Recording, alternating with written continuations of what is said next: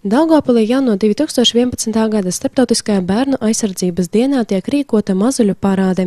Gatavojoties šim nozīmīgajam notikumam, vecāki īpaši piedomā par savu bērnu ratiņu rotošanu un mazuļu svētku tērpiem.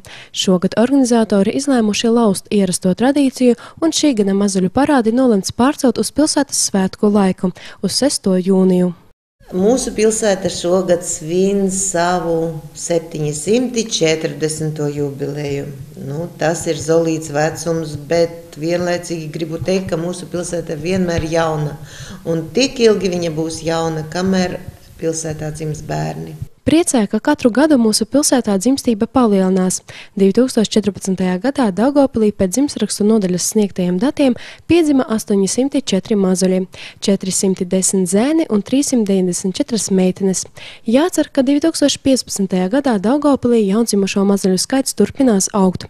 Daudzus šogad dzimušos mazuļus mēs redzēsim jau 6. jūnijā mazuļu parādē. Pēc Helēnas Saudacionakas teiktā plānots, ka parādē piedalīsies apmēram 200 bērnu, kuri piedzima no 2014. gada maijam līdz 2015. gada maijam. Ļoti jauki būtu, ja viņi uzrakstītu uz ratiņiem vai kaut kur vēl, kas būs nākotnē jūsu mazulis, kādu profesiju viņš ieņems. Vai viņš būs ārsts, vai viņš būs prezidents, vai viņš būs skolotājs, vai būs policists. Kas es būšu nākotnē? Tātad mazuļu parāde notiks 6. jūnijā. Sākums 12:30. Visi parādes dalībnieki piedalīsies svētku gājienā no dzelzceļa stacijas līdz Vienības laukumam.